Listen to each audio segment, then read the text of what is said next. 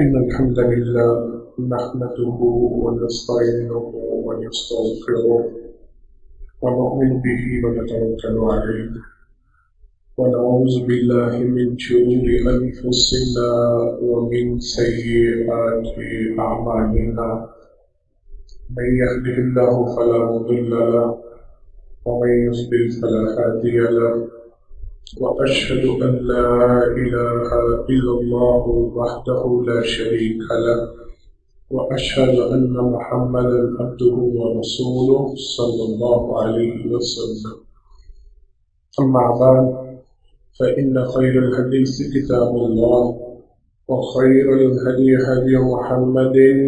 صلى الله عليه وسلم وشر الأمور محدثاتها وكل محدثة بدعة وكل بدعة ضلالة وكل ضلالة في النار. أعوذ بالله السميع العليم من الشيطان الرجيم من حمده ونفخه ونفثه.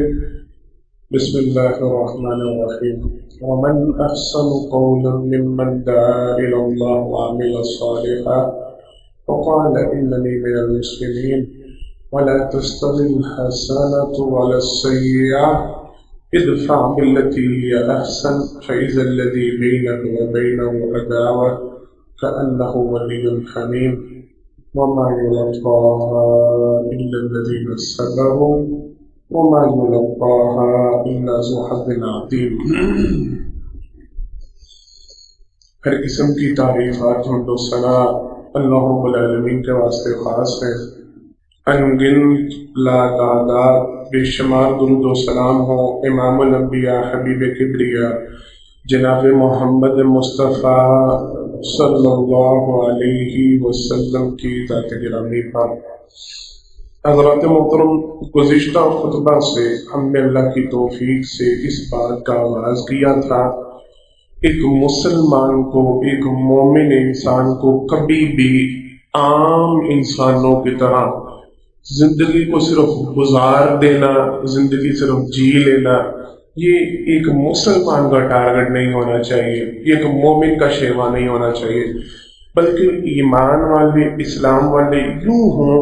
کہ ان کی زندگیاں آئیڈیل ہوں، ان کی زندگیاں نمونہ ہوں، لوگ ان کی زندگی کو دیکھیں تو ان جیسا بننے کی کوشش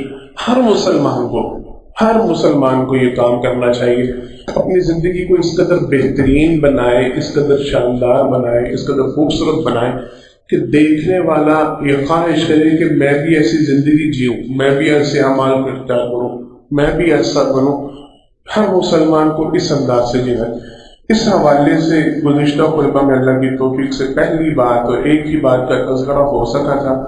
کہ آپ صلی اللہ علیہ وسلم کی حدیث مبارکہ خیر الناس من ينفع الناس، لوگوں میں سے بہترین انسان وہ ہوتا ہے جو لوگوں کے لیے فائدہ مند ہوتا ہے. اس حوالے سے چند گزارشات پیش کی گئی کہ اگر آپ بہترین بننا چاہتے ہیں، اگر آپ اچھا انسان بننا چاہتے ہیں، اچھا مسلمان بننا چاہتے ہیں، اچھے مومن فرد بننا چاہتے ہیں، اس کے لیے آپ کو لوگوں کے لیے فائدہ مند ہونا پڑے گا. اپنا فائدہ، اپنا نقصان، اس سوچ سے باہر نکل کے لوگوں کا فائدہ اور لوگوں کا نقصان، قوم و ملت کا فائدہ اور قوم و ملت کا نقصان، اس حوالے سے آپ کو سوچنا ہوگا. پھر آپ اللہ کی نگاہ میں، اللہ کے رسول کی نگاہ میں بہترین انسان بن سکتے. آج انشاءاللہ اللہ کی توفیق سے اسی بات کو تھوڑا سا لے کے آگے بڑھنا ہے. جناب محمد مصطفیٰ صلی اللہ علیہ وسلم کی حدیث مبارکہ ملتی ہے. آپ صلی اللہ علیہ وسلم نے تذکرہ فرمایا لوگوں میں سے ہم نے ذکر کرنا ہے بہترین لوگ کون ہیں، بہترین انسان کون ہے، یا دین، اسلام، ایمان کن لوگوں کو بہترین قرار دیتا ہے. اگر ہم بہترین بننا چاہتے ہیں ہمیں کیا کرنا ہوگا؟ سرور کائنات صلی اللہ علیہ وسلم کی حدیث مبارکہ اور معروف حدیث ہے. آپ صلی اللہ علیہ وسلم نے ارشاد فرمایا خیرکم لأہلی وانا خیر لأہلی، تم میں سے بہترین انسان وہ ہے جو اپنے گھر والوں کے لیے سب سے بہترین ہے، اور میں محمد مصطفیٰ صلی اللہ علیہ وسلم تم لوگوں میں سب سے زیادہ اپنے گھر والوں کے لیے بہترین ہوں.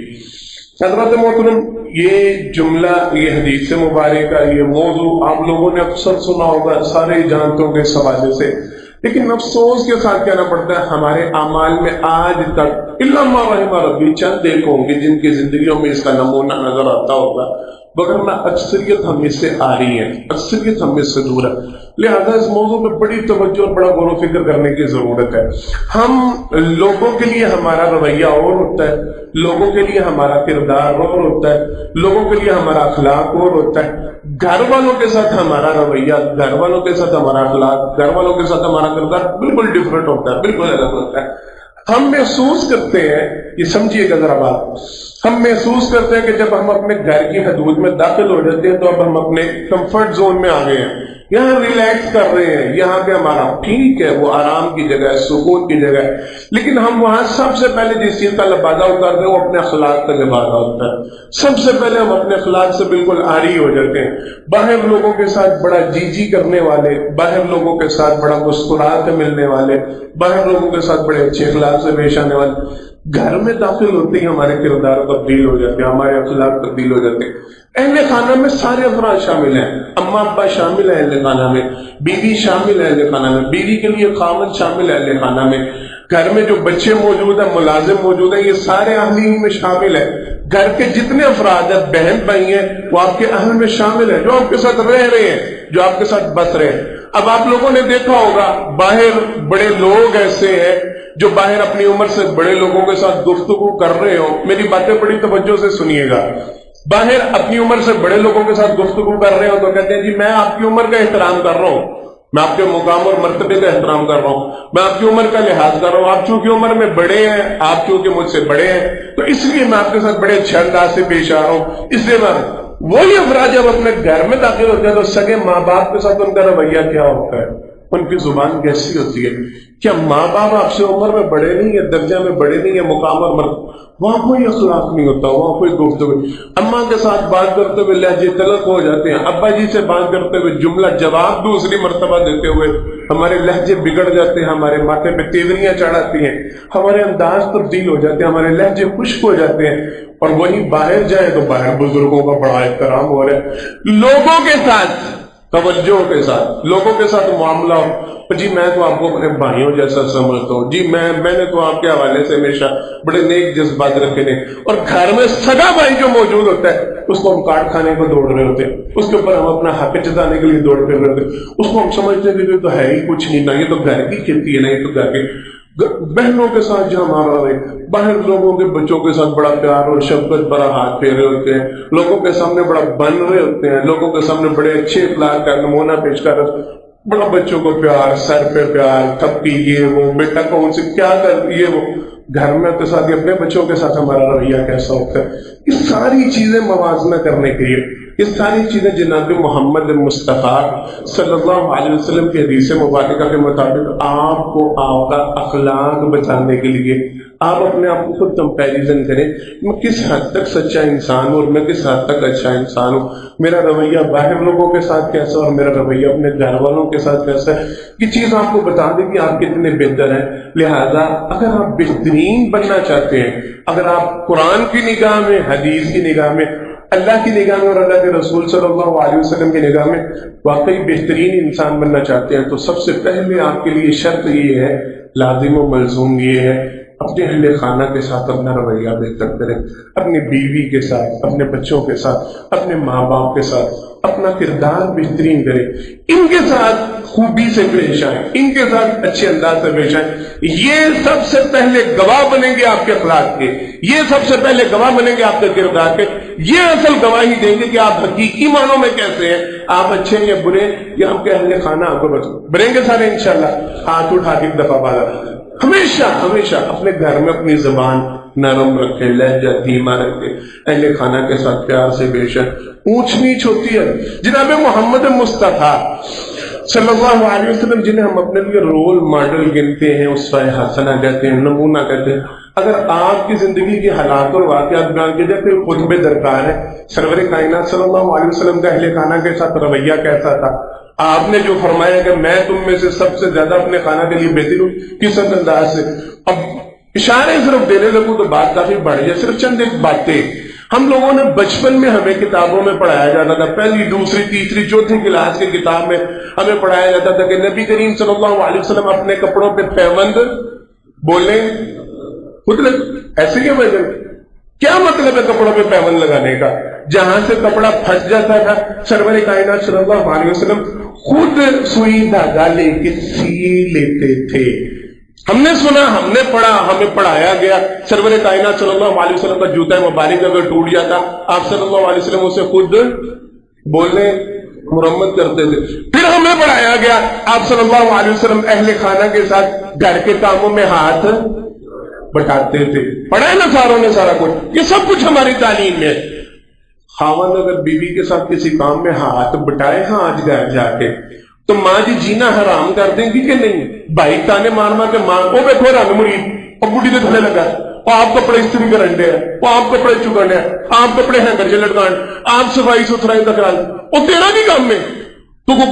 کیا کیا ہم کہیں گے، کیا کیا ہمارے لہجے ہوں گے، کیا کیا ہمارا انداز۔ ہم لوگوں نے اس کو کتنا گناہ کا کام سمجھ لیا۔ کوئی بیوی کا احساس کر لے، اللہ کی قسم ہمیں تو یہ کاٹنے کو دوڑتا ہے۔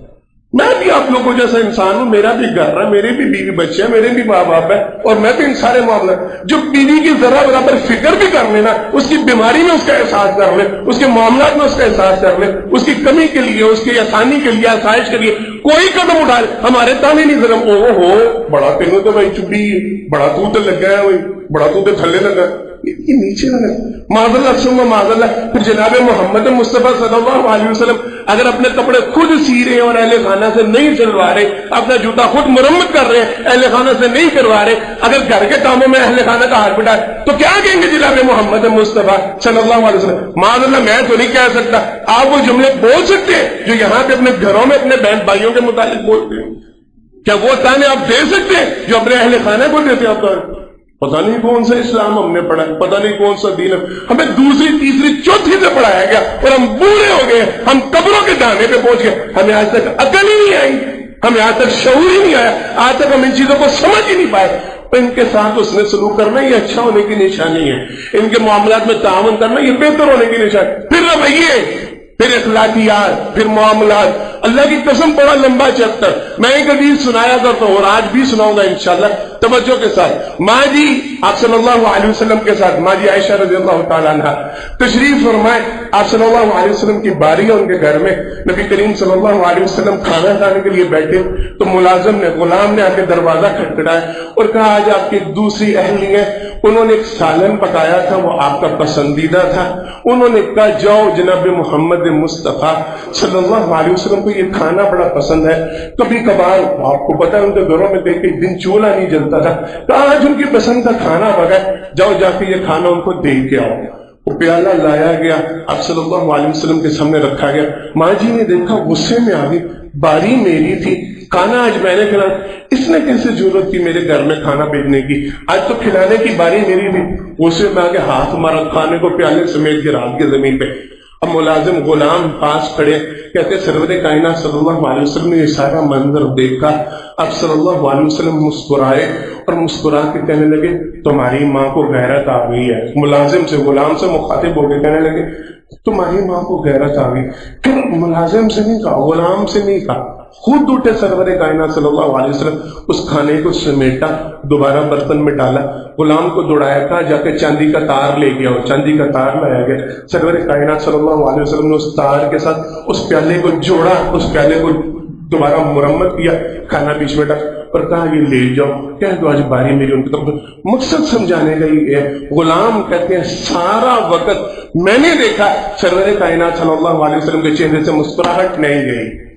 مکمل جتنا ٹائم یہ سارا کام ہوتا رہا، یہ سارا معاملہ چلتا رہا، آپ صلی اللہ علیہ وسلم مسکراتے رہے۔ میں بڑی دفعہ کہتا ہوں اپنے گھر میں ذرا یہ معاملہ کر کے تو دیکھیں، اپنے اہل خانہ کے ساتھ یہ رویہ کر کے تو دیکھیں، ہماری بیوی ہمارے سامنے اونچی آواز میں بات کرے، ہم گلا دبانے کو دوڑتے ہیں، ہم ہاتھ اٹھانے لگے، تمہیں تمیز نہیں ہے بولنے کی، تمہیں بات کرنے کا پتہ نہیں، تمہارے پچھلوں نے تمہیں کیا سکھا، تمہارا یہ پتہ نہیں کیا کیا کیا ہماری زبانوں سے نکلتا ہے، لمبا چیپٹر ہو جائے گا۔ اللہ کے لیے اگر آپ صلی اللہ علیہ وسلم کو اسوہ حسنہ مانتے ہیں، اپنے لیے رول ماڈل مانتے ہیں، اپنے لیے نمونہ مانتے ہیں، اپنے اہل خانہ کے ساتھ اپنا رویہ بہترین کرے، اپنے اہل خانہ کے ساتھ برتاؤ اچھا کرے، ماں باپ ہو، بہن بھائی ہو، اہل خانہ ہو، بیوی ہو، بچے ہو، ان کے ساتھ اپنا کردار درست کریں گے، نشانی ہوگی آپ کے اچھے انسان ہونے کی، یہ علامت ہوگی آپ کے بہترین انسان ہونے۔ جتنا آپ ان کے ساتھ اچھے ہیں اتنا آپ لوگوں کی نگاہ میں اور اللہ کی نگاہ میں، جتنا آپ ان کے ساتھ برے اتنا آپ اللہ کی نگاہ میں اور اللہ کے رسول صلی اللہ علیہ وسلم کی نگاہ میں برے ہیں۔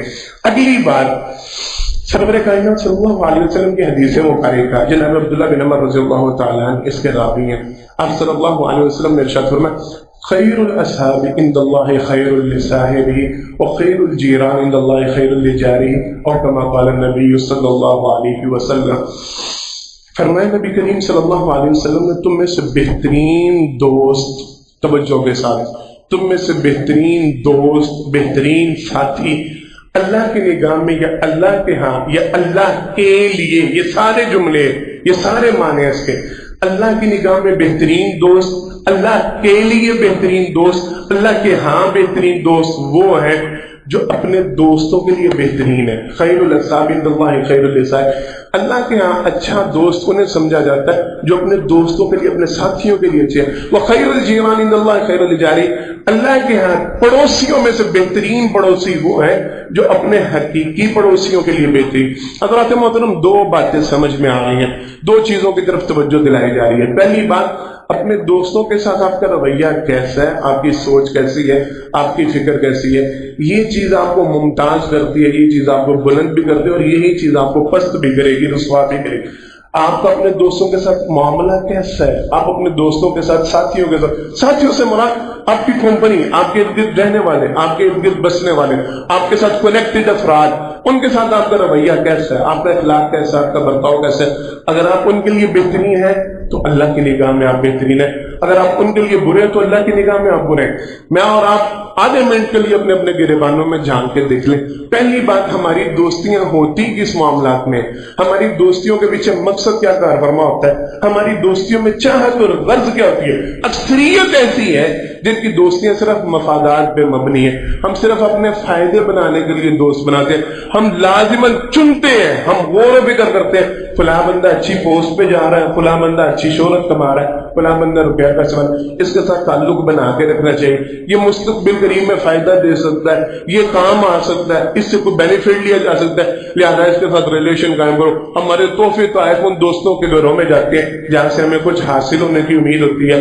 ہمارے تعلقات آنا جانا ان گھروں میں ہوتا ہے جہاں سے ہمیں فائدہ ہوتا ہے، جہاں سے ہمیں کچھ حاصل ہونا ہوتا ہے، جہاں سے ہمیں کچھ ملنا ہوتا ہے، ہم ان کے ساتھ اپنا ریلیشن قائم رکھتے ہیں۔ وہ سگے رشتے دار، وہ قریبی ترین دوست جو ہماری نگاہ میں نکمے بن جائے، ہماری نگاہ میں ناکارہ ہو جائے، نااہل ہو جائے، جن کے متعلق ہم یہ جان لیں، یہ سمجھ لیں کہ مجھے دنیاوی طور پہ فائدہ نہیں دے سکتا، ہم فوراً ان کے ساتھ بائیکاٹ کی طرف چلے آتے ہیں، ہم فوراً ان کے ساتھ تعلق توڑنے پہ چلے آتے ہیں، فون اٹھانا پسند نہیں کرتے، گفتگو کرنا پسند نہیں کرتے، یار مصروفیت ہے، ابھی ملتے ہیں، ابھی آؤں گا انشاءاللہ، کروں گا رابطہ۔ یہ طریقے ہمارے گھر میں آئے ہوئے جھوٹ بول کے بھگا دیا جاتا ہے، میں گھر پہ نہیں ہوں، یہ ابا جی سوئے ہوئے ہیں، یہ مصروف ہے، یہ میٹنگ چل رہی ہے، مہمان ہے۔ یہ ہمارے رویے ہیں، یہ ہمارے اخلاق ہیں۔ ہماری دوستیاں صرف اپنے مفادات کے لیے ہوتی ہیں، اپنے معاملات کے لیے۔ اللہ کے لیے سب سے پہلے اگر دینی طور پہ آپ نے اس بات کو سمجھنا ہے،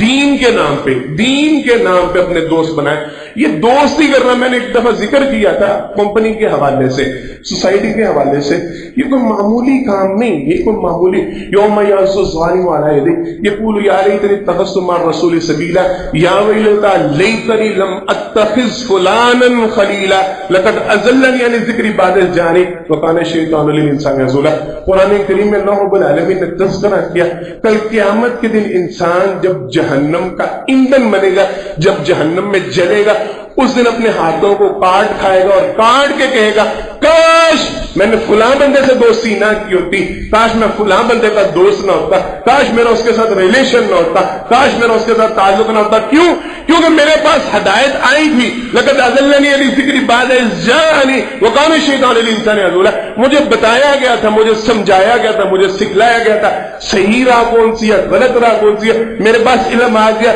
مجھے بتانے والوں نے بتایا، مجھے وارن کرنے والوں نے وارننگ دی۔ یہ جس کی تم کیٹیگری میں بیٹھ رہے ہو، جس محفل کا تم شکار ہو، یہ اچھے لوگوں کی محفل نہیں، یہ بری صحبت ہے، یہ تمہیں غلط راہ میں لے کے جا رہے ہیں، یہ تمہیں سود کے اوپر اکسا رہے ہیں، یہ تمہیں جوئے کی طرف لے کے جا رہے ہیں، یہ تمہیں نشے کا ساتھی بنا رہے ہیں، یہ تمہیں غلط کمپنی کا ساتھی بنا رہے ہیں، یہ تمہاری غلط سوسائٹی تمہیں برباد کر رہی ہے۔ مجھے پتا تھا لقد اضلنی عن الذکر بعد اذ جاءنی، میرے پاس ہدایت آئی، میرے سامنے تذکرہ کیا گیا، مجھے سمجھایا گیا، سکھلایا گیا، بتایا، میں نے توجہ نہیں دی، میں نے خیال نہیں کیا، میں نے کہا چلتا ہے اب کیا کروں، دوست تو نہیں نہ چھوڑا یار۔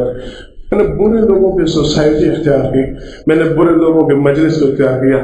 نتیجہ اس کا یہ نکلا لقد اضلنی عن الذکر بعد اذ جاءنی، میرے دوستوں نے مجھے گمراہ کر دیا، میرے دوستوں نے مجھے جہنم کا ایندھن بنا دیا۔ لقد اضلنی عن الذکر بعد، سوچ سمجھ کے دوست بنائے، غور و فکر کر کے دوست بنائے، توجہ رکھیں، اختیار کریں، خیال رکھیں۔ آپ کے جن کے ساتھ دوستی ہیں، آپ کے جن کے ساتھ تعلق ہے، آپ کو جہنم کا ایندھن بنا رہے ہیں، جنت کی طرف لے کے جا رہے ہیں۔ آپ دوستی کس بنیاد پہ قائم کر رہے ہیں؟ آپ ریلیشن کیا اس میں دین کا فائدہ ہے؟ کیا اس میں دین کو نفع مل رہا ہے؟ کیا اس میں دین آپ کا بڑھ رہا ہے؟ آپ نیکی کی راہوں کو اختیار کر رہے ہیں، آپ نیک راہوں پہ چل رہے ہیں، آپ اچھے سوسائٹی کو اختیار کرنے کی وجہ سے اچھے بن رہے ہیں، پھر ضرور دوستی رکھیں۔ وہ دوست جو آپ کو گناہ پہ ابھارتے ہیں، گمراہی پہ بائی کاٹ کریں، دور ہٹنے کی کوشش کریں، اچھے لوگوں کی صحبت اختیار کریں۔ یہ قرآن کریم بڑی مثالیں اس حوالے سے، وہ 100 افراد کے قاتل کی مثال بڑی ہے، لیکن میں نے بات کو ختم کرنا، آگے بڑھانا ہے۔ اب صلی اللہ علیہ وسلم نے فرمایا بہترین دوست، بہترین ساتھی اللہ کے ہاں وہ ہے جو اپنے دوستوں کے لیے بہترین ہے۔ اپنے ہمیشہ خیر کا جذبہ رکھے، دوستی اگر قائم کی ہے تو خیر کی بنیاد پہ قائم کر، دوستوں کے کام آنے کی کوشش، دوستوں سے حسد کرنا چھوڑ دے، دوستوں پہ رش کرنا چھوڑ دے، دوستوں سے جیلس ہونا چھوڑ دے، اپنے مفاد کے لیے دوست کو استعمال کر کے ٹیشو پیپر کی طرح پھینک دینا یہ چھوڑ دے۔ اگر وہ آپ کے کام آتے ہیں، جب ان کو ضرورت ہو ان کے کام آئے، ان کا فائدہ کریں، یہ سبق ہے۔ دوسری بات آپ صلی اللہ علیہ وسلم نے فرمایا اللہ کے ہاں بہترین پڑوسی وہ ہے، یا اللہ کا بہترین پڑوسی وہ ہے جو اپنے حقیقی معنوں میں جو اس کے ارد بسنے والے پڑوسی ہیں، جو ان کے لیے بہترین ہے۔ یہ بہترین ہونے کا پیمانہ، میں اصل میں یہ بات سمجھانا چاہ رہا ہوں، آپ کے ارد گرد جو بسنے والے افراد ہیں، اصل حقیقت آپ کو وہ بتاتے ہیں۔ اصل حقیقت آپ کا کردار صحیح معنوں میں کیا ہے، آپ سچے طور پہ، آپ حقیقی طور پہ کیسے انسان ہیں، یہ آپ کے ارد گرد بسنے والی سوسائٹی، آپ کے اہل خانہ ہو، آپ کے دوست ہو، آپ کے ہمسائے ہو، یہ اصل میں آپ کی گواہی ہوتے ہیں کہ آپ کا حقیقی کردار کیا ہے۔ ایک بندہ باہر لوگوں کے ساتھ بڑا اچھا، لیکن اس کے ہمسائے اس سے ناراض ہو، اس کے ہمسائے اس سے ناراض ہو، اس کے ہمسائے اس سے تنگ پڑے، اللہ کی قسم اس کا کوئی فائدہ نہیں، اس کا دین اسے فائدہ نہیں پہنچا رہا، اس کی نیکیوں سے فائدہ۔ جناب محمد مصطفیٰ صلی اللہ علیہ وسلم کی حدیث مبارکہ کے مطابق میں یہ الفاظ کہہ رہا ہوں، نیکیاں ضائع ہو جاتی ہیں، میرے لفظوں پہ بڑا غور و فکر کیجیے گا، نمازیں ضائع ہو جاتی ہیں، روزے ضائع ہو جاتے ہیں، ذکر اذکار ضائع ہو جاتے ہیں، صدقہ و خیرات ضائع ہو جاتے ہیں، اگر آپ کا تعلق آپ کے ہمسائے کے ساتھ اچھا بولنے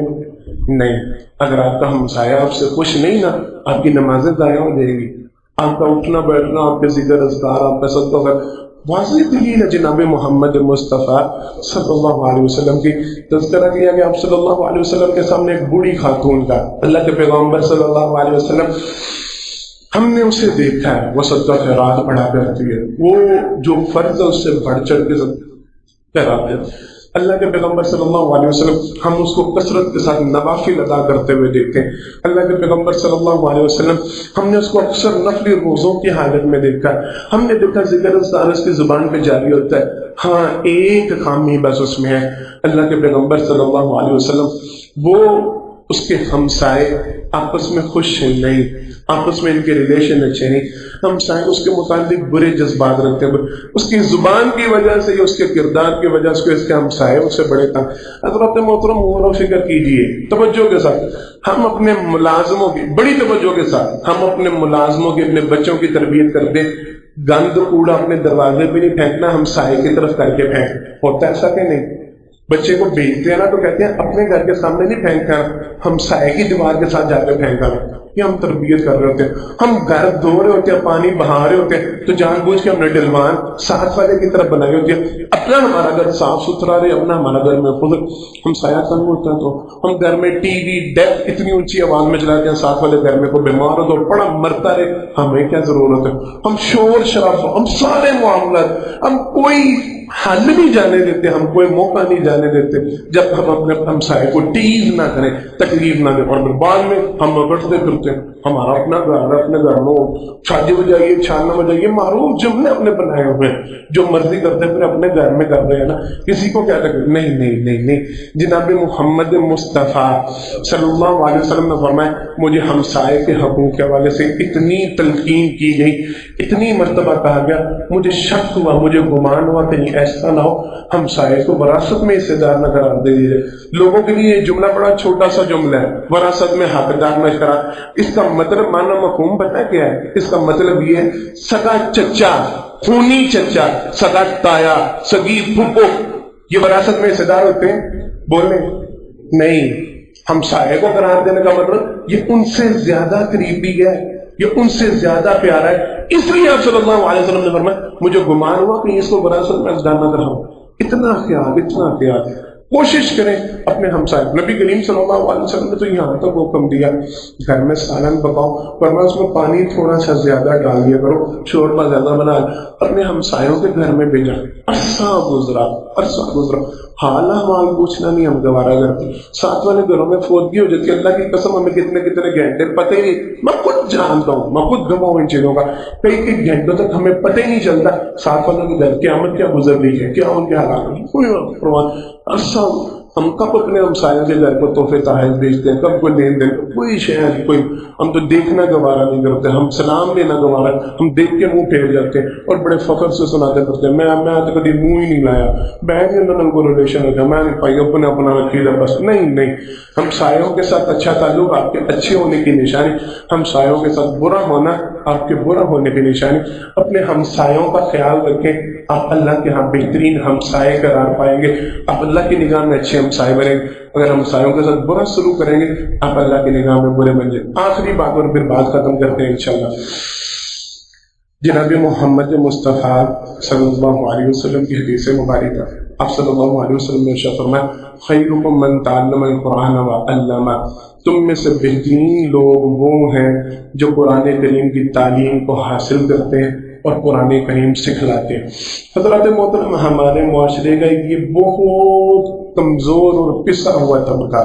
معذرت کے ساتھ، جسے قرآن سب سے بہترین قرار دے رہا ہے، جسے حدیث سب سے بہترین قرار دے رہی ہے، جسے دین سب سے بہترین قرار دے رہا ہے، ہم اسے معاشرے کا سب سے کمزور طبقہ سمجھتے ہیں، ہم انہیں سب سے پسا ہوا جانتے ہیں۔ ہمارا سارا غصہ ان پہ نکلتا ہے جو مسجد کے امام ہوتے ہیں، جو مسجد کے خطیب ہوتے ہیں، جو مسجد کے خادم ہوتے ہیں۔ ہماری ساری تھکاوٹیں، ہماری ساری تلخیاں ان لوگوں کے لیے مخصوص ہے۔ ہم توجہ کے ساتھ ہم جو چیز گھر میں کھانے کے قابل نہیں نہ رہتی، ہم جو گھر میں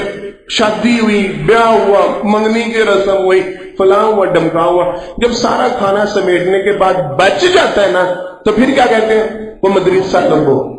ایسے ہی ہے، کسی مسجد سے بھیج دو، کسی مدرسے سے بھیج دو۔ ہماری نگاہ میں معاذ اللہ ثم معاذ اللہ یہ لوگ اتنی حقارت کے قابل ہوتے ہیں کہ جب ہم سب کچھ کھا بھی لیتے ہیں، جو جھوٹا بچ جاتا ہے ہم وہ اٹھا کے کہتے ہیں یہ جاؤ جا کے فلاں مدرسے میں دیو فلاں مدرسے۔ یہ ہم ان لوگوں کی قدر کر رہے ہیں، یہ ہم ان لوگوں، قرآن ان کے متعلق کیا کر، حدیث ان کے متعلق کیا کر، جناب محمد مصطفیٰ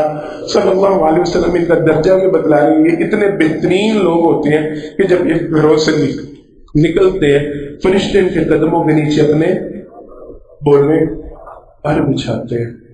فرشتے ان کے قدم زمین پہ نہیں ٹکنے دیتے، ان کے قدموں کے نیچے اپنے پر رکھتے ہیں کہ تمہارے قدم ہمارے پروں پہ پڑا بچھائے۔ اتنے معزز لوگ، ان کے متعلق جناب محمد مصطفیٰ صلی اللہ علیہ وسلم نے فرمایا کائنات کی ہر چیز ان کے لیے دعا کرتی ہے، چیونٹیاں اپنے بلوں میں، مچھلیاں سمندر کی تہ میں، ہر ذی روح ان کے لیے دعا کر رہا ہوتا ہے۔ اور ہمارے ہاں اللہ کی قسم میں خود گواہ ہوں، ان بچوں کو جو مسجد کے بچے ہوتے ہیں، جو مدرسے کے بچے ہوتے ہیں، ان کو باہر بٹھا دیا جاتا ہے، ان کو مسجد کے حال سے نکال کے باہر، وہ تسی شرارتاں بڑیاں کر دو، باہر جا کے بیٹھو نماز شروع ہوگی تے آ جانا، انا للہ و انا الیہ، جس کا کوئی پر سب بچے بڑا شور کرتے ہیں، تواڈے بچے بڑا تنگ، تواڈا دھیان ہی کوئی نہیں، بچیاں تے نظر رکھو، ٹوٹیاں تے کھیل جاندے افلان، انا للہ آپ کے اپنے بچے مسجد کی طرف آ نہیں رہے، آپ کو خود یہ شعور نہیں ہے، آپ کو خود یہ عقل سمجھ اور فہم نہیں، یا اللہ نے آپ کو توفیق نہیں دیا، آپ کے گھرانے میں اللہ نے خیر کو جاری نہیں کیا، دین کو جاری نہیں کیا، جن کے بچے مسجدوں میں آ رہے ہیں آپ ان کے سر پہ چڑھے ہوئے، آپ ان کو برا بلا کہہ رہے، پھر قاری صاحبان پہ غصہ۔ اللہ اکبر، جناب محمد مصطفیٰ صلی اللہ علیہ وسلم نے ان کا درجہ پتہ کیا بیان فرمایا؟ فرمایا جس طرح 14ویں کے چاند کو ستاروں پہ فوقیت حاصل ہے نا، نہیں سمجھ آئی، فرمایا جس طرح میں محمد مصطفیٰ صلی اللہ علیہ وسلم کو صحابہ پہ فضیلت حاصل ہے، اس طرح تمہارے امام کو تم لوگوں پہ فضیلت حاصل ہے۔ پرسوں 5 منٹ لیٹ ہو گئے، کتنے رہ گئے؟ سو 1 منٹ اتنے چڑھ گئے، تھی پتہ نہیں کتنے ستے رہتے ہو۔ پرسوں کا جلدی لمبی نماز کرا دی، پرسوں بیٹا اللہ اکبر کیا، اللہ کی قسم ان باتوں پہ جل رہے ہوتے ہیں، ان باتوں پہ بے عزتی کی جا رہی ہوتی، ان باتوں پہ برا پہ لگتا جا سادم کو اتنے گند پیاس، اتنے مسواس پیس، اتنے صابن ڈگ گیا، تو چکیا نہیں تو کتنے؟ جناب محمد مصطفیٰ صلی اللہ علیہ وسلم سے پوری تاریخ میں سنایا کرتا ہوں، صرف ایک جنازہ ایسا ملتا ہے، صرف ایک جنازہ جو نبی کریم صلی اللہ علیہ وسلم نے کسی کے فوت ہو جانے کے بعد، اس کا جنازہ پڑھے جانے کے بعد، اس کو دفنائے جانے کے بعد اس کی قبر کے اوپر کھڑے ہو کے جنازہ پڑھا، صرف ایک جنازہ، وہ کس کا تھا؟ مسجد کے خادم کا یا مسجد کی خادمہ کا۔ دونوں الفاظ ملتے ہیں، بعض نے بڑھیا کا، بعض نے فرد کا، مرد کا، صرف ایک جنازہ ملتا ہے۔ اب صلی اللہ علیہ وسلم کو پتہ لگا فوت ہو گیا یا فوت ہو گئی، جنازہ پڑھا دیا گیا، دفن کر دیا گیا، پر میں مجھے اس کی قبر پہ لے کے چلو، تمہیں اس کی اہمیت کا اندازہ نہیں ہے، تم جانتے نہیں رب کے ہاں اس کا کتنا، اس کی قبر کے اوپر کھڑے ہو کے نبی کریم صلی اللہ علیہ وسلم نے دوبارہ جنازہ پڑھایا۔ اتنی شان کا مقام ہمارا رویہ کیا، ہم انہیں کہاں پہ اچھا سمجھتے ہیں، ہم انہیں کہاں پہ اونچا جانتے ہیں۔ یاد رکھیں، اگر آپ بہترین بننا چاہ رہے ہیں، اگر آپ اعلیٰ بننا، میں نے پڑھا کئی تابعین، کئی صحابہ کرام رضوان اللہ علیہم اجمعین ایسے تھے جو صرف اس حدیث سے مبارکہ پہ عمل کرتے ہیں، کئی سال قرآن کریم پڑھتے اور پڑھاتے رہے، سیکھتے اور سکھلاتے رہے، کہ اللہ نے ان لوگوں کو بہترین لوگ قرار دیا۔